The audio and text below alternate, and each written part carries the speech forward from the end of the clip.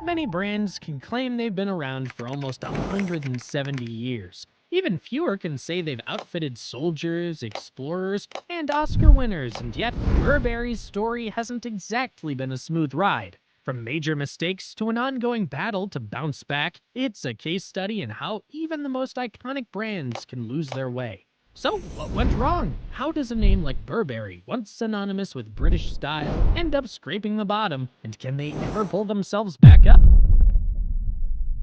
To answer that, we need to rewind to 1856, when 21-year-old Thomas Burberry invented gabardine, a tightly woven, breathable fabric that was water-resistant, lightweight, and durable.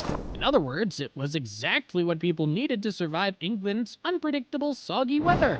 Forget the heavy, bulky coats that felt like a lead blanket. Gabardine let farmers, fishermen, and everyday folks stay dry without the extra weight. The innovation quickly caught the attention of adventurers. One of Burberry's first big moments came when Sir Ernest Shackleton, the legendary explorer who took on Antarctica, relied on Burberry gear to survive some of the harshest conditions on Earth. Gabardine trench coats kept Shackleton's team warm while braving the brutal cold of the South Pole. Burberry continued to outfit daring aviators like Claude Graham-White, who was flying high through the skies in Burberry gear. However, it was during World War I that Burberry made a major impact. The British Army commissioned the brand to design a functional yet stylish coat for officers, leading to the creation of the iconic trench coat.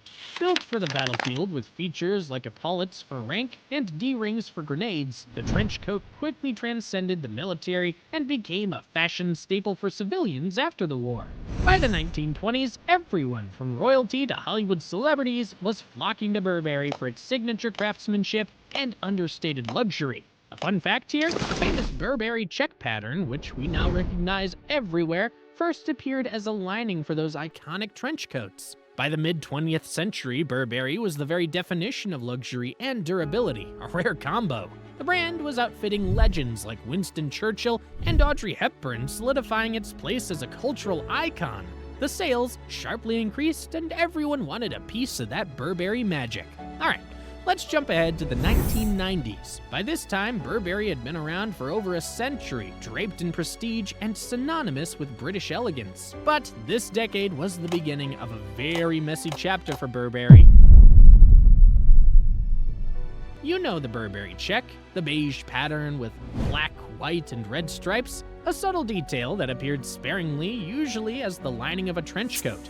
In the 1990s, Burberry decided to take that check and make it everywhere. And I mean everywhere. The brand design began licensing its iconic check to third-party manufacturers who slapped it on everything. Hats, scarves, handbags, bikinis, and even dog collars. Yes, you could literally outfit your poodle in Burberry. The idea was to make the check pattern a global icon, but the company forgot that luxury thrives on exclusivity. When everyone can access your brand, it stops feeling special. As the market was flooded with Burberry-branded goods, counterfeiters jumped on the bandwagon too. Soon, knockoff Burberry bags were popping up on street corners for a fraction of the price, further watering down the brand's image. And then, things took an even darker turn when the brand's association of chav culture, if you're not familiar with the term chav, it's a British slang term for working-class youth who were stereotyped for their loud, flashy style. Unfortunately, Burberry's check became a symbol of that look. One of the most damaging moments came when actress Daniela Westbrook was photographed in the early 2000s, head to toe in Burberry, check pattern and all, pushing a Burberry stroller. That image went viral before viral was even a thing, and it really cemented Burberry's fall from grace in the public eye. Sales tanked, with profits reportedly dropping by almost 40% between 2001 and 2004. While the chav association wasn't the only reason for the decline, it was a big one. The brand's decision to oversaturate the market and license out its iconic pattern had backfired, and Burberry was at risk of becoming synonymous with cheap knockoffs and lowbrow style. In the mid-2000s, Burberry began cutting ties with many of its licensing agreements, reducing the check pattern and focusing on higher-quality, exclusive products. Maybe too late, but it was a necessary step to restore the brand's dignity. From 2015 to 2018, Burberry found itself in a bit of an identity crisis. On one hand, the brand had a rich heritage and a loyal customer base that still adored its classic trench coats. On one hand, the brand had a rich heritage and a loyal customer base that still adored its classic trench coats. On the other hand, it was desperate to appeal to younger, trend-driven audiences, people who weren't exactly lining up to drop $2,000 on a traditional trench coat. This tension became especially clear when Riccardo Tisci took the reins as the creative director in 2018 after his success at Givenchy. Tisci brought an experimental, streetwear-inspired energy to Burberry, introducing oversized silhouettes, edgy runway shows, and a complete overhaul of the brand's iconic logo. The old Burberry logo, with its refined serif font and the classic horse and rider emblem, was replaced with a sleek, modern sans serif design. The change was, well, polarizing. For the brand's older, loyal customers, the new look felt like a betrayal. This wasn't the Burberry they had come to know and love, but Tisci was targeting a different crowd here, the young, fashion-forward consumers who were flocking to bolder brands like Gucci and Balenciaga. However, those younger consumers weren't exactly rushing to embrace Burberry's reimagined designs. One of the biggest challenges has been the brand's reliance on the Chinese market. Like many luxury brands, Burberry depends heavily on affluent Chinese consumers who account for a significant portion of global luxury spending. Unfortunately, by 2020, Burberry's sales in China dropped by 23%. Sure, the pandemic and geopolitical tensions played a role, but Burberry also struggled to connect with younger Chinese shoppers in the way that Louis Vuitton and Chanel had. In a fast-moving market where trends evolve overnight, Burberry's inconsistent identity left it behind.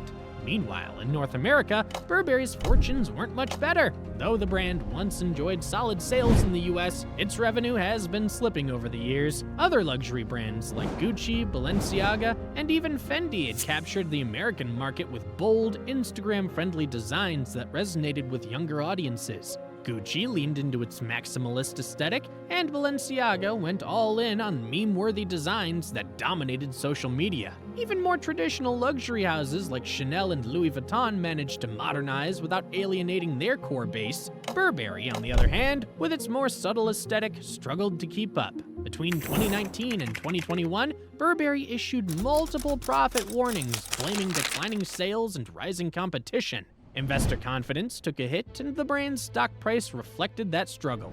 Meanwhile, other luxury brands were thriving in the same period. Chanel had made headlines in 2021 for increasing the price of its classic flat bag to nearly $8,000, and the demand remained sky high. Burberry, by contrast, had trouble commanding that same level of prestige and exclusivity. The brand tried to shake things up with high-profile collaborations like its 2022 collection with Supreme. While these collaborations created a buzz, they also raised a big question. Was Burberry trying to reinvent itself as a streetwear brand, or was this just a one-off attempt to chase relevance? Burberry seemed stuck in limbo, too edgy to please its traditional customer base, but not edgy enough to win over younger, trend-driven shoppers. It's like Burberry was trying to play both sides, the classic, sophisticated brand and the trendy, street-smart upstart. You cannot do that. No brand can. It's just going to create confusion and uncertainty about what the brand actually stands for. Alright, enough about the fall, let's talk about the comeback. After stumbling through financial pitfalls and an identity crisis, Burberry decided it was time for a serious makeover. Daniel Lee, the new creative director, has a clear vision to reconnect the brand with its rich heritage while bringing in a modern, fresh energy. In October 2024, Lee unveiled the Spring-Summer 2025 collection at London's iconic National Theatre. It was a nod to Burberry's roots, featuring reimagined raincoats and sun-washed garments that felt both nostalgic and forward-thinking. CEO Jonathan Akeroyd has rolled out a strategic plan called Burberry Forward. In simple terms, it's all about reigniting desire, restoring growth, and steering the brand back toward a long-term, sustainable success. Akeroyd wants to find that sweet spot between exclusivity and accessibility and, aiming to win back those aspirational customers who felt alienated by those past price hikes. Speaking of prices, Burberry's recalibrating, finally, Handbag prices now sit between £1,500 and £2,000. In the spotlight, we can see Adam Driver getting featured in recent campaigns, giving Burberry a modern, fresh edge while staying true to its classic roots. The brand plans to expand its accessories line with new handbag designs that fuse functionality with its signature aesthetic. The upcoming Night bag is priced around £1,890, set to compete with luxury rivals like Louis Vuitton. Burberry is also exploring collaborations with emerging designers and artists, hoping to infuse fresh perspectives into its collections and capture the attention of young consumers. It's also about more than just products now. Burberry is focusing on creating experiences. By supporting the arts and hosting events at cultural landmarks, the brand wants to foster memorable moments that resonate with consumers on a deeper level, beyond just the merchandise. So, with a combination of heritage revival, strategic pricing, and experimental marketing, Burberry has set the stage for a potential comeback. But the question remains, will these efforts be enough to reclaim its former glory? What do you think? Has Burberry done enough to reclaim its place among luxury's elite, or is it at risk of fading into irrelevance? And what's the biggest lesson other brands should learn from Burberry's journey? Drop your thoughts in the comments below. Before you go, don't forget to check out the recent video, Crocs, How to Make Billions from Ugly Shoes. Subscribe for more videos, it really helps the channel grow. Thanks for watching.